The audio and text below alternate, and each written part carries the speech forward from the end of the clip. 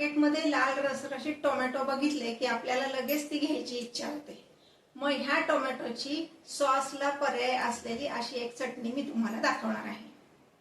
नमस्कार, आऊचा खाऊ या यूट्यूब चॅनलवर मी मेधा तुमच्या सगळ्यांचं मनापासून स्वागत करते।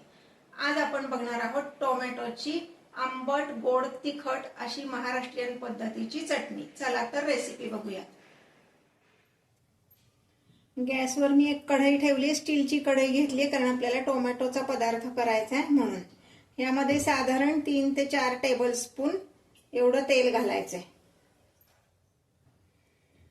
तेल तापलेलं आहे। आता ह्यामध्ये मी घालते 1 चमचा जिरे,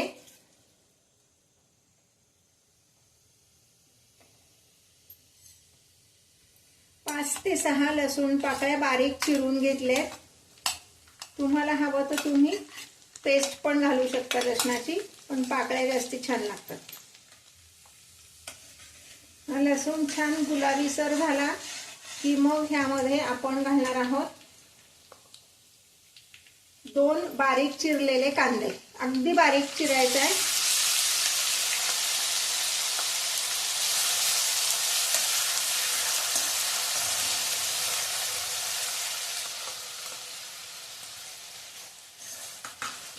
हा कांदा गुलाबीसर होईपर्यंत आपण परतून घ्यायचा आहे।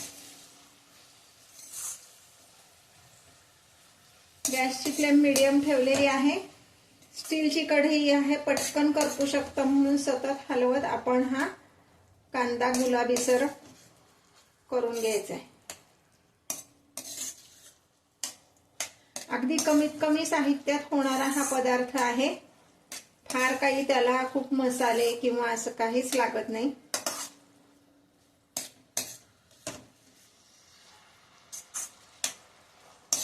हे पहा, कांद्याचा किंचित असा रंग बदललेला आहे।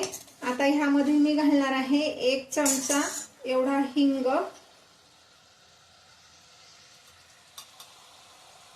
1 चमचा हिंग घातलाय आणि 1 चमचा हळद घालते। हिंग मुद्दाम आधी तेलात घातला नाही, काही वेळेस तेलात हिंग घातला की करपतो, म्हणून कांदा थोडासा तांबूस झाल्यानंतर मी त्यामध्ये हिंग आणि हळद घातली। आता ह्यामध्ये मी घालणार आहे बारीक चिरलेला टोमॅटो। अगदी बारीक चिरून घ्यायचा आहे टोमॅटो। अर्धा किलो टोमॅटो मी घेतले।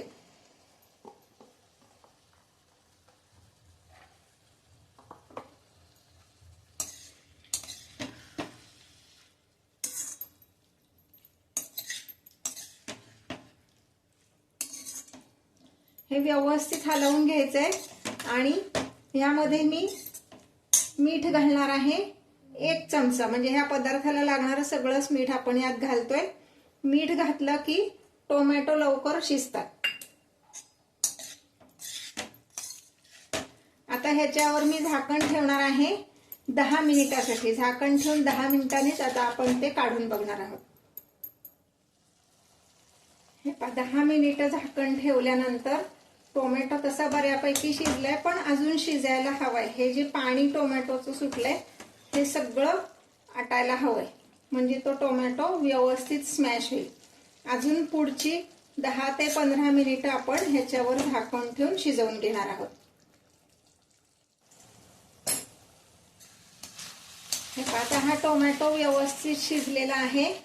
आपण टोमॅटो ह्यात घातल्यापासून एकूण 25 मिनिटं मी झाकण लावून हा शिजवलाय व्यवस्थित।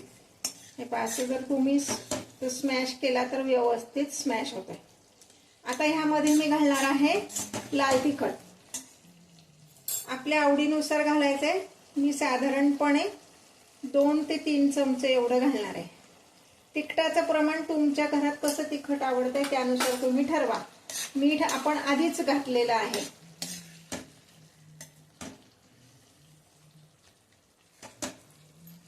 यामध्ये घालणार आहोत साधारण 4 चमचे एवढा गूळ। टोमॅटो शिजल्यावर आंबट होतो, त्यामुळे गुळाचं प्रमाण थोडंसं जास्ती लागतं, पण ते सुद्धा तुमच्या आवडीनुसार तुम्ही कमी जास्त करू शकता। तुमच्या घरात जर पदार्थ आंबट जास्ती आवडत असेल तर एखादा चमचा कमी घातला तरी चालेल, किंवा गोड हवा असेल तर एखादा चमचा वाढवलात तरी चालेल। तुमच्या आवडीनुसार तिखट आणि गूळ ह्याचं प्रमाण तुमच्या आवडीनुसार ठेवायचे। आता हा गूळ विरघळेपर्यंत आपण हे शिजवणार आहोत. हे पहा आता गूळ पूर्ण विरघळलाय. थोडंसं हलवत हलवत ह्याचं जे पाणी थोडंसं गूळ घातल्यामुळे सुटलं ते सगळं आटलं पाहिजे.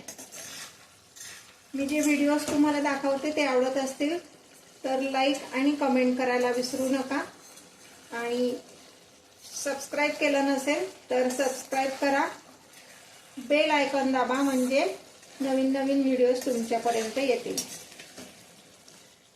आता ह्यामध्ये मी एक छोटी वाटी म्हणजे नैवेद्याची वाटी असते तेवढं दाण्याचं कूट घालणार आहे. हे ऑप्शनल आहे, पण काय होतं, टोमॅटो आंबट असतो आणि तो आंबटपणा किंवा आंबट गोडपणा जो आहे तो बॅलन्स होण्यासाठी दाण्याचं कूट छान टेस्ट आणतं ह्या चटणीला.